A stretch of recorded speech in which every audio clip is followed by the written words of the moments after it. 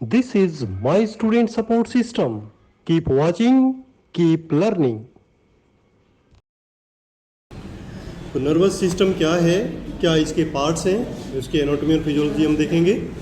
Nervous system जो है वो एक इंट्रिकेट यानी कॉम्प्लिकेटेड हाईली ऑर्गेनाइज्ड नेटवर्क है किसका, न्यूरॉन्स का, है ना। बिलियंस ऑफ न्यूरॉन्स हैं हमारी बॉडी के अंदर जो नर्वस सिस्टम को बनाते हैं। इवन इन न्यूरॉन्स के अलावा और भी बहुत सारी सेल्स होती हैं जो इनसे भी ज़्यादा है नंबर में, जिसको हम न्यूरोग्लिया कहते हैं, ठीक है ना। तो न्यूरॉन्स का तो आप लोगों ने बहुत बार नाम सुना होगा, न्यूरोग्लिया हो सकता है ना सुना हो, तो इसके बारे में भी हम स्टडी करेंगे। The structure that makeup nervous system include, अब नर्वस सिस्टम के अंदर हम पढ़ने क्या क्या वाले हैं, ब्रेन। सबसे पहले हम स्टडी करेंगे ब्रेन के बारे में, क्रेनियल नर्व्स के बारे में, उनकी ब्रांचेस के बारे में, स्पाइनल कोड, स्पाइनल नर्व, उनकी branches, ganglia, plexus, sensory receptors, ठीक है ना। बहुत सारी चीज़ें हैं इसके अंदर स्टडी करने के लिए और काफ़ी इंटरेस्टिंग भी है। जैसे जैसे आप इसके बारे में पढ़ेंगे काफ़ी आपको इंटरेस्ट आने वाला है, मज़ा आने वाला है। तो nervous system is major communicating and controlling system, ठीक है ना। मेन पूरी बॉडी के साथ जो कम्युनिकेट करता है, मैसेज भेजता है, वो नर्वस सिस्टम है और मैसेज के थ्रू वो कंट्रोल करता है पूरी बॉडी को, तो कंट्रोलिंग ऑर्गन है, ठीक है ना। तो कम्युनिकेटिंग और कंट्रोलिंग सिस्टम कौन सा है, nervous system. It work with the help of endocrine system, endocrine system के साथ मिलकर बॉडी को कंट्रोल करता है, ठीक है ना। क्योंकि पूरी बॉडी को कंट्रोल करने के लिए एक तो केमिकल सिस्टम होता है और एक नर्वस सिस्टम होता है ना। तो जो केमिकल्स है वो बेसिकली हॉर्मोन्स होते हैं जो एंडोक्राइन सिस्टम या एंडोक्राइन ग्लैंड्स के द्वारा सीक्रेट होते हैं, बट उनको भी कंट्रोल करने का बेसिक काम कौन करता है, हमारा नर्वस सिस्टम, ठीक है। अच्छा, पीछे बच्चे लिखने वाला काम कौन कौन कर रहे हैं, अभी लिखने वाला बिल्कुल नहीं करना, क्योंकि ये नहीं तो ऊपर से जाएगा, ठीक है ना। घर पे जाके आप इसको कितना स्टडी कर लो नहीं समझ आने वाला है ना, क्योंकि बुक की लैंग्वेज और जो समझाने की जो लैंग्वेज है वो अलग है ये, ठीक है ना। तो आपको बेसिक एक एक पॉइंट तभी समझने में आएगा जब आप क्लास में अटेंटिव बैठेंगे, ठीक है। तो ये जो टॉपिक है ये काफ़ी बड़ा है, इसको हम कई लेक्चर्स में कवर करने वाले हैं, एक लेक्चर में ये कंप्लीट नहीं होने वाला है। तो एक एक करके हम धीरे धीरे इनकी स्ट्रक्चर्स को समझें। तो नर्वस सिस्टम को यदि हम क्लासीफाई करें स्टडी पर्पज़ से कि हम कैसे कैसे पढ़ने वाले हैं, तो बेसिकली दो ग्रुप्स में इसको डिवाइड करते हैं, सेंट्रल नर्वस सिस्टम और पेरिफेरल नर्वस सिस्टम, ठीक है। तो सेंट्रल नर्वस सिस्टम में क्या होगा, पेरिफेरल नर्वस सिस्टम में क्या होगा, वो हम देख लेते हैं। सेंट्रल नर्वस सिस्टम जो सेंटर में है, ठीक है। तो बेसिकली अगर हम सेंटर लाइन खींचें, ठीक है, पूरी बॉडी में, तो उस लाइन के साथ जो नर्वस सिस्टम का पार्ट टच होता है, बेसिकली आप समझ सकते हो वो सेंट्रल नर्वस सिस्टम है, ठीक है। The central nervous system consist of brain and spinal cord, ठीक है ना।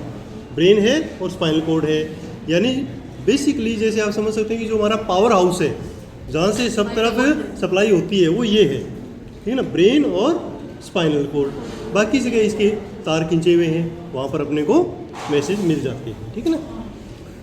Central nervous system consist of brain and spinal cord. It controls and help in integration और known as integration center, controlling and integration center for all body function. जितने भी body के कार्य होते हैं, चाहे वो डाइजेस्टिव हैं, चाहे वो रेस्पिरेटरी हैं, चाहे लोकोमोटर हैं, कुछ भी है, वो सारा का सारा कंट्रोल यहीं से ही होता है, सीएनएस से या सेंट्रल नर्वस सिस्टम से, ठीक है।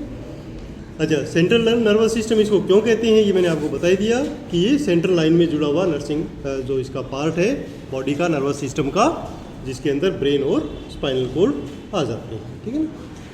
पेरिफेरल नर्वस सिस्टम क्या है, पेरिफेरल नर्वस सिस्टम मतलब नर्वस सिस्टम का वो पार्ट जो पूरी पेरिफेरी में बाकी बॉडी पार्ट्स में फैला हुआ है।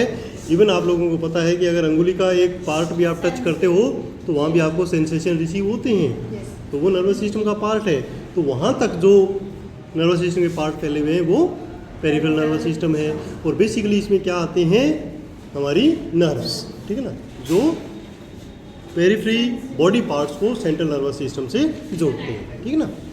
The peripheral nervous system consists of that carries sensory information to the central nervous system, sensations को लेके जाता है सेंट्रल नर्वस सिस्टम में, ब्रेन और स्पाइन कोड में, और वहाँ से कोई मैसेज है जिसको मोटर मैसेज बोलते हैं, ठीक है ना, वो मैसेज लेकर आता है पेरिफेरी के हमारे अंगों तक, स्किन, इवन जो इंटरनल ऑर्गन्स हैं उनको, और बाकी हमारी जो आंखें हैं, कान हैं, सब जगह मैसेज लेके जाते हैं, ठीक है ना।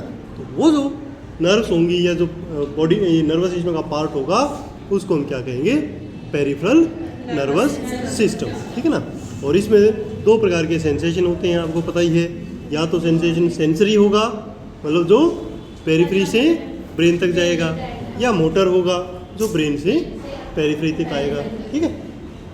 अच्छा, ये जो पेरिफेरल नर्वस सिस्टम है इसको अगेन सब डिवाइड करते हैं हम कितने पार्ट्स में, दो पार्ट्स में, ठीक है ना। कौन कौन सा, somatic nervous system, autonomic nervous system, ठीक है ना। सोमेटिक नर्वस सिस्टम वो नर्वस सिस्टम होता है जिसके बारे में हम अवेयर होते हैं, ठीक है, और अपनी मर्जी से उसको हम कंट्रोल कर सकते हैं, वॉलंटरी होता है।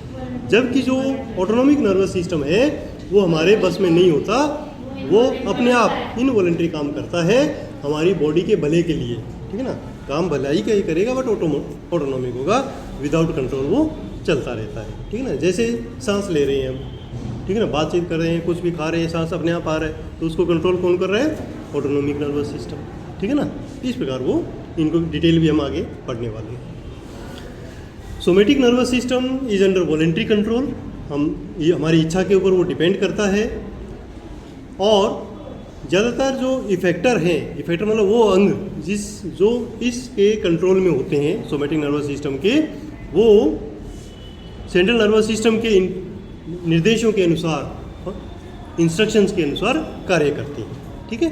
जैसे हाथ का हिलना, ठीक है, बोलना, ये एक्टिविटीज़ जो सारी हैं वो सोमेटिक नर्वस सिस्टम की हैं, बट ऑटोमेटिकली कंट्रोल में तो वो सेंट्रल नर्वस सिस्टम के ही रहेंगी, ठीक है ना। हेड तो बोस तो वही है, ठीक है ना, सेंट्रल नर्वस सिस्टम, जिसमें स्केलेटल मसल्स भी हमारी आ जाती है ना। Central nervous systems response to sensory information may be there to activate the somatic nervous system, eliciting a voluntary response involving skeletal muscle movement, ठीक है ना। तो जो सेंसेशन हमें पेरिफेरल नर्वस सिस्टम से, पेरिफेरल नर्वस सिस्टम का कौन सा पार्ट, सोमेटिक वाला, वो इन्फॉर्मेशन लेके जाएगा सेंट्रल नर्वस सिस्टम तक, और सेंट्रल नर्वस सिस्टम से जो मोटर मैसेज आएंगे उसके बेस पे वो काम करेगा, ठीक है ना। तो ये हमारा सोमेटिक नर्वस सिस्टम हो गया।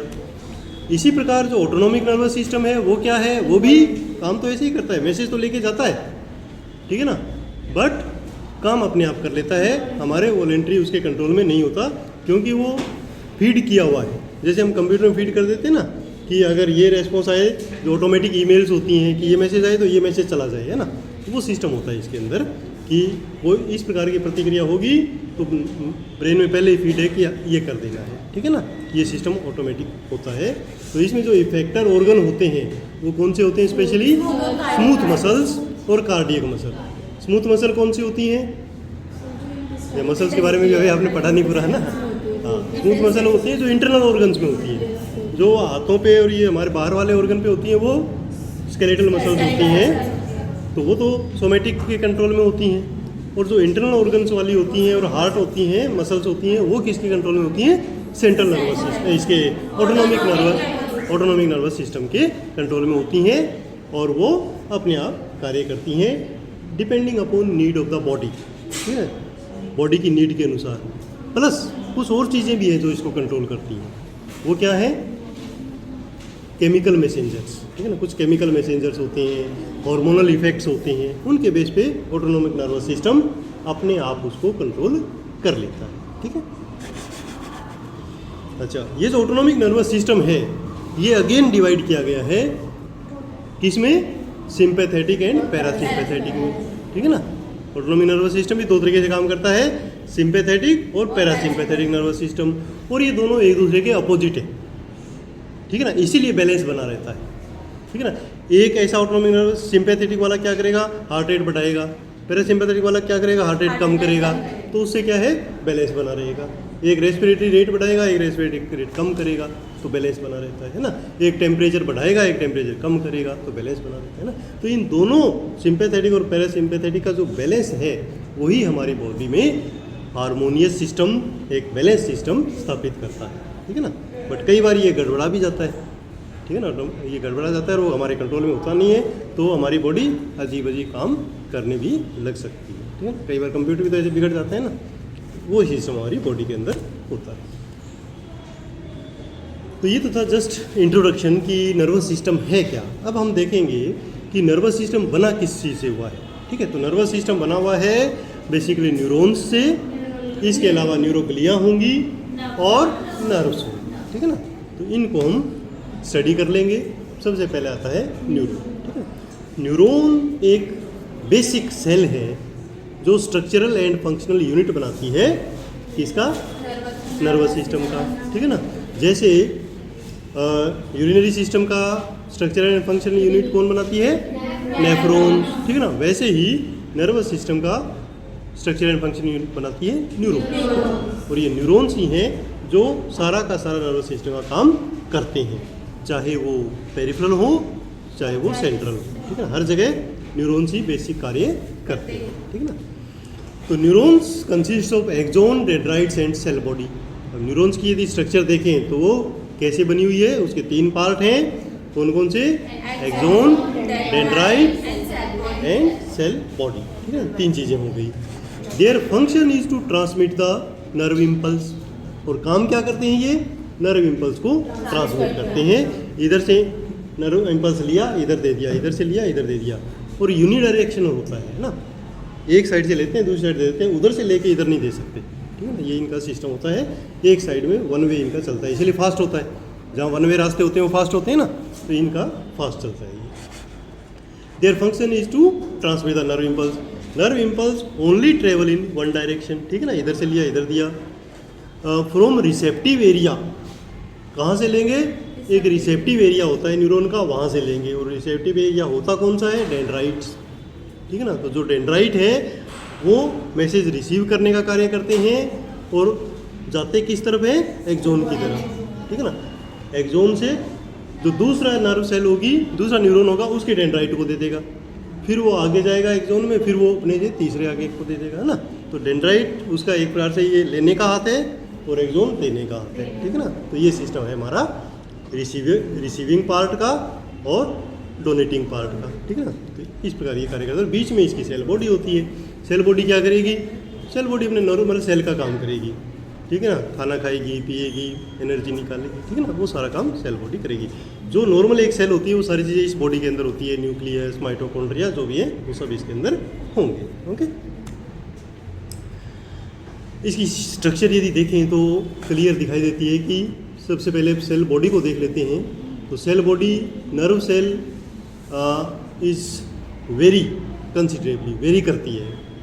कैसे, कई बार छोटी होती है, कई बार बड़ी होती है, कई बार लंबी होती है, कई बार स्मॉल होती है, शॉर्ट होती है। इस प्रकार डिपेंड करता है कि उसका काम क्या है और कहाँ पर है, किस ऑर्गन में है, उसके आधार पर इसकी जो साइज और शेप है वो अलग अलग हो सकता है।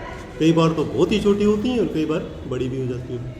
अच्छा, सेल बॉडी जो है उसका कलर थोड़ा सा ग्रे होता है, ग्रेइश होता है।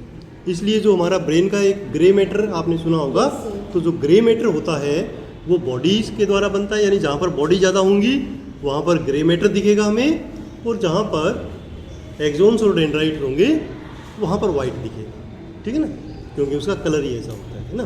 तो ग्रे मैटर कौन बनाता है, सेल बॉडीज बनाती है ना। Grey matter of the nervous system and found at periphery of the brain. तो अगर ब्रेन की स्ट्रक्चर हम आगे देखेंगे तो चारों तरफ ग्रे कलर होता है। तो ग्रे मैटर चारों तरफ होता है, इसका मतलब वहाँ पर क्या है, बॉडीज मेनली होती हैं, और अंदर की तरफ नर्व्स, ये जो एक्सोन्स होते हैं जिसका कलर वाइटिश होता है, तो वो वाइट मैटर बनता है, ठीक है ना। इनसे इसका कलर डिसाइड होता है। बेसिक स्ट्रक्चर यदि देखें तो इस पिक्चर में आप देख सकते हैं कि यहाँ पर ये बॉडी दिख रही है, जहाँ न्यूक्लियस है मतलब वो बॉडी है ना। इधर इसके कुछ पार्ट्स निकले हुए होते हैं बहुत सारे, ये डेंड्राइट्स होते हैं, और एक लंबा सा पार्ट निकला होता है जो एक्सोन होता है, और इसकी लेंथ डिपेंड, ये भी वेरी करती है। कई बार बहुत छोटी लेंथ भी एक्सोन की हो सकती है और कई बार बहुत लंबी भी हो सकती है, ठीक है ना। तो ये लेंथ वेरी करती है, फिक्स नहीं होती है। और इसकी जो एक्सोन होता है वहाँ पर कुछ स्पेशल कवरिंग्स होती हैं जिसको हम माइलिन शीथ बोलते हैं, ठीक है ना। तो इसके भी काफ़ी अलग काम है जिसको हम आगे स्टडी करेंगे। एक्सोन्स और डेंड्राइट्स को यदि हम देखें तो axon and dendrites are extension of the cell body. Cell body से कुछ निकले हुए एक्सटेंशंस होते हैं, ठीक है। और ये क्या बनाते हैं? ये वाइट मैटर बनाते हैं, क्योंकि इनका कलर वाइट होता है। तो ब्रेन का जो वाइट मैटर होगा उसके अंदर समझ आना कि वहाँ पर इसके या तो डेंड्राइट्स हैं और या एक्सोन्स हैं, ठीक है। Axons are found deep in the brain. Brain के अंदर वो गहराई में होते हैं, इसलिए जो ब्रेन का अंदर का पार्ट है वो क्या होता है? वाइट होता है, वाइट मैटर होता है, ठीक है। और स्पाइनल कॉर्ड में उल्टा होता है, ठीक है। स्पाइनल कॉर्ड में बाहर की तरफ एक्सोन्स होते हैं, इसलिए इसका जो वाइट मैटर है स्पाइनल कॉर्ड का वो बाहर होता है और ब्रेन का अंदर होता है, ठीक है। और ग्रे मैटर ब्रेन में बाहर होता है और स्पाइनल कॉर्ड के अंदर ग्रे मैटर कहाँ होता है? अंदर की ओर होता है, ठीक है। तो ये अपोजिट होता है। ये बेसिकली आपको प्रैक्टिकल में कहीं पूछ सकते हैं, ठीक है। Each neuron has only one axon, ठीक है ना। हर न्यूरॉन के अंदर एक एक्सोन होता है, ठीक है। कम से कम एक होता है और वो एक ही होता है। जबकि डेंड्राइट्स जो हैं वो ज़्यादा भी हो सकते हैं, ठीक है ना। मल्टीपल निकले हुए अभी आपने पिक्चर में देखा था ना, तो एक्सोन एक होगा, डेंड्राइट्स मल्टीपल हो सकते हैं। Dendrites carry nerve impulse towards cell body, यानी वो रिसीव करते हैं, वो हमने पहले देखा ही था। और जो एक्सोन्स होंगे वो क्या करेंगे? Away from the cell body, cell body से दूर मैसेज को लेके जाएंगे, ठीक है। तो इससे एक चीज़ हमारी क्लियर होगी कि जो रिसीविंग फाइबर्स हैं वो कौन से हैं? डेंड्राइट्स हैं। और जो मैसेज को आगे सेंड करने वाले हैं वो कौन से हैं? एक्सोन्स हैं। क्लियर? चलिए, अच्छा, अब जैसे मैंने आपको बताया था कि एक्सोन्स बहुत छोटे हो सकते हैं और लंबे भी हो सकते हैं। कई बार तो 100 सेंटीमीटर लंबे भी हो सकते हैं। 100 सेंटीमीटर कितना होगा? 1 मीटर, ठीक है ना। तो यानी यहाँ ब्रेन से लेके पूरा हाथ के लास्ट तक एक ही एक्सोन चला जा रहा है, ठीक है ना। ये भी हो सकता है। तो डिपेंड करता है कि कहाँ तक मैसेज पहुँचाने हैं। तो इतने लंबे लंबे हमारे एक्सोन्स हो सकते हैं। अच्छा, लार्ज एक्सोन, जो बड़े एक्सोन, लंबे एक्सोन होते हैं, वो ज़्यादातर माइलिन शीथ के द्वारा कवर्ड होते हैं। सारे एक्सोन्स माइलिन शीथ के द्वारा कवर्ड नहीं होते। छोटे छोटे तो वैसे काम चल जाते हैं, लंबे वाले माइलिन शीथ से कवर्ड होते हैं। क्यों? क्योंकि माइलिन शीथ का कवर्ड होने से बेनिफिट ये होता है कि जो नर्व इम्पल्स है उसकी जो वेलोसिटी है, गति है, वो बढ़ जाती है, बहुत तेज़ी से वो ट्रेवल करती है, ठीक है। तो इसलिए जो लंबे वाले होते हैं उनमें ज़्यादातर क्या होगा? माइलिन शीथ होगा, है ना। माइलिन शीथ किससे बनती है? It consist of A series of Schwann cells, है ना। कुछ श्वान सेल्स होती हैं वो वहाँ पर लगी होती हैं, ठीक है। तो एक सेल तो हमारी न्यूरॉन हो ही गई। अब न्यूरॉन को सपोर्ट करने के लिए भी हमारे पास एक सेल और है जिसको हम क्या कहते हैं? Schwann cells. तो वो एक्सोन के ऊपर लगी होती है एक लाइन के अंदर, सीरीज के अंदर, और उससे क्या बनता है? ये एक्सोन शीट बन जाती है। Each one is wrapped around the axon. हर जो श्वान सेल होती है वो इसके चारों तरफ लिपटी हुई होती है। एक लिपटी भी, दूसरी लिपटी, तीसरी लिपटी, तो पूरा एक्सोन ये कवर कर लेती है, ठीक है ना। Between the layers of plasma membrane there is small amount of fatty substance known as myelin, ठीक है। अब ये जो श्वान सेल की लेयर्स जो इसके चारों तरफ लिपटी है, वहाँ अंदर की तरफ पैडिंग करने के लिए थोड़ी सी माइलिन होती है, ठीक है ना। ये जो माइलिन है ये एक प्रकार का प्रोटीन इन नेचर होता है, वो बना होता है, वो एक प्रकार का उसको पैडिंग करता है। इसी कारण इसका नाम दिया गया है माइलिन शीथ, ठीक है ना। तो माइलिन शीथ किससे बनी है? Basically Schwann cell and myelin से, इन दोनों से मिलके माइलिन शीथ बनती है, जो किसको कवर करती है? न्यूरॉन्स को, एक्सोन्स को, है ना, एक्सोन्स को कवर करती है। ओके, ठीक है, अब आगे बढ़ते हैं। अब ये जो पैडिंग है फैटी सब्सटेंस का, ये एक तो उसको आघात वगैरह से बचाता है, प्रोटेक्शन करता है उसकी, और एक जो नर्व इम्पल्स है उसकी स्पीड को इंक्रीज कर देता है, ठीक है। The outermost layer of Schwann cell plasma membrane is known as neurilemma. और जो बाहर की तरफ जो सेल आपको इसकी कवरिंग दिखेगी श्वान सेल की, उसको हम कहेंगे न्यूरोलीमा। ठीक है ना।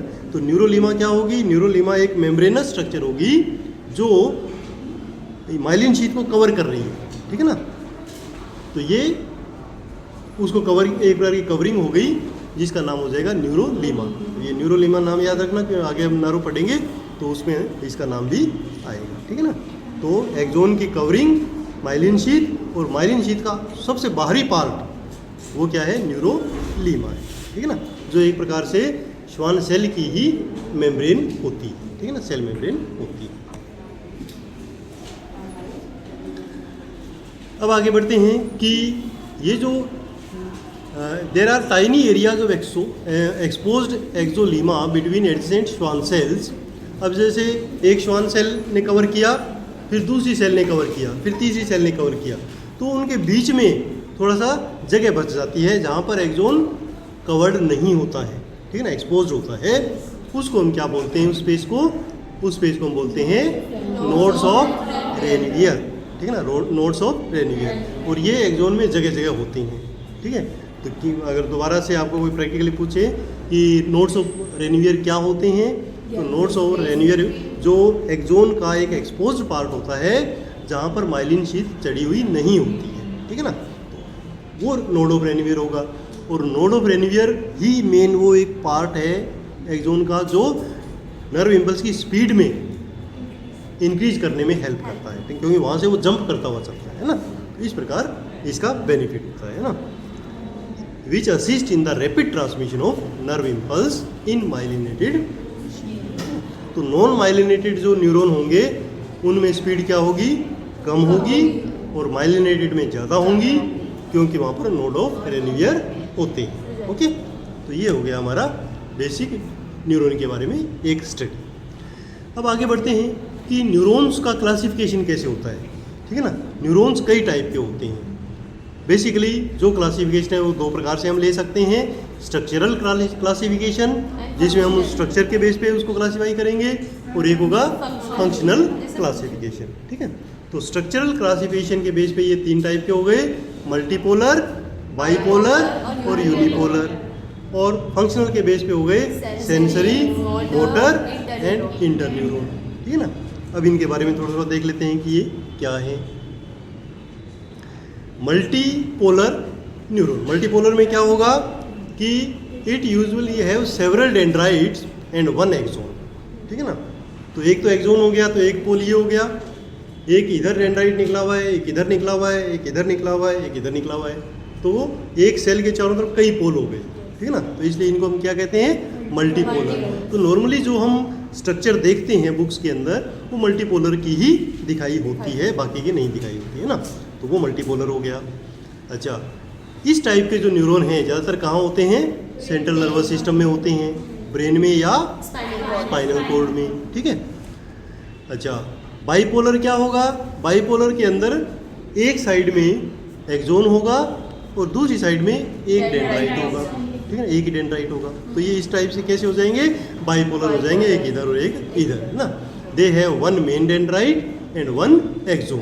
दे are found mainly in the eye, retina of eye जो होती है वहाँ पर ये होते हैं। इनर ईयर में भी होते हैं, और ऑल्फैक्टरी एरिया जहाँ पर हम नाक से कुछ सूंघते हैं ब्रेन का, वहाँ भी इस टाइप के न्यूरॉन्स होते हैं। ठीक है। उसके बाद होता है यूनिपोलर। यूनिपोलर में क्या होगा कि जो डेंड्राइट और एक्सोन हैं वो एक ही जगह से निकलते हैं। ठीक है ना। यहाँ पर आप इस पिक्चर में देख सकते हैं, ये तो सेल बॉडी है, यहाँ से एक ये स्ट्रक्चर निकली और इसी से ही एक साइड में डेंड्राइट हो गया और एक साइड में न्यूरॉन हो गया। ठीक है ना। ये एक्सोन हो गया और ये डेंड्राइट हो गया एक साइड का, है ना। ठीक है। तो ये गलत है वैसे, एक्चुअली ये पिक्चर में गड़बड़ी है। ये जो छोटे वाला होता है ये डेंड्राइट होता है और एक्सोन ये वाला होगा। ठीक है ना। जो लंबा होगा वो एक्सोन। ठीक है। इस टाइप का अगर कहीं पर होता है तो ये क्या होगा? यूनिपोलर होगा। तो ये तीन टाइप के हमारे हो गए बेस्ड ऑन स्ट्रक्चर। अब आते हैं आगे based on function.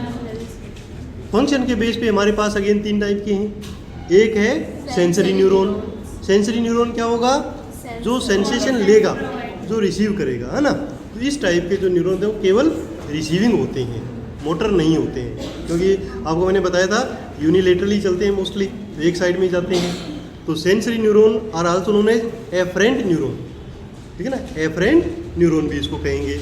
They carry impulse from the receptor to the brain और spinal cord, peripheral nervous system से सेंट्रल नर्वस सिस्टम की तरफ मैसेज लेकर जाते हैं। तो इनको हम क्या कहेंगे, सेंसरी, है ना।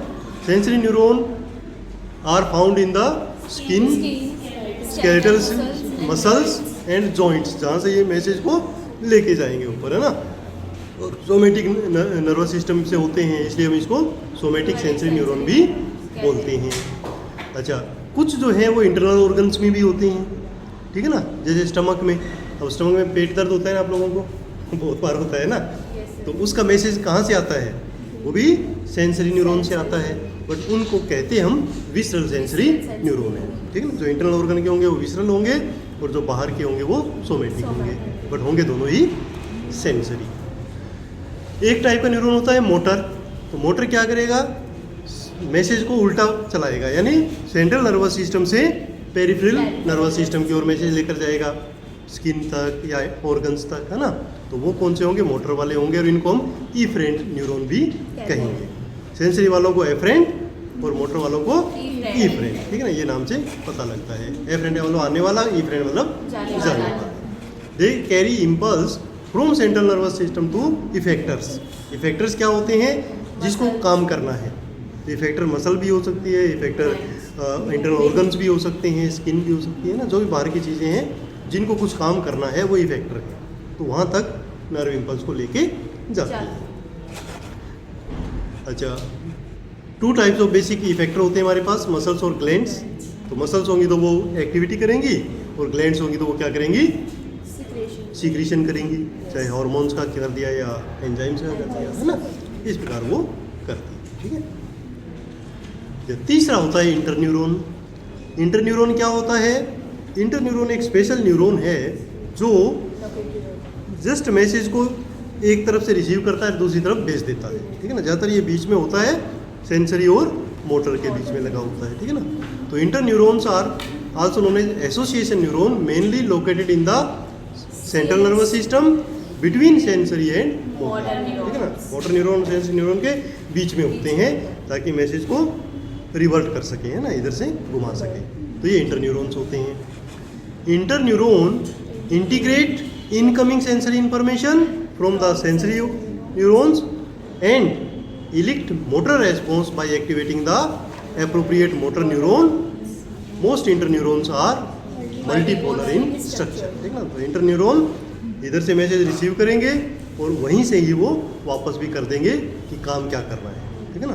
तो ये एक प्रकार से रिले स्टेशन हो गए कि इधर से लिया और वापस भेज दिया उसको काम करने के लिए, ठीक है ना। तो इंटरन्यूरॉन थोड़े और भी स्पेशल होते हैं इन दोनों की बजाय, ठीक है ना, क्योंकि इनकी जो काम होगा वो और स्पेशल हो जाएगा, ठीक है। इस प्रकार हमारा हो गया न्यूरॉन्स के बारे में, ठीक है ना। तो आज की क्लास में मुझे लगता है इतना सफिशिएंट है, नहीं तो फिर ओवर हो जाएगा, ठीक है ना।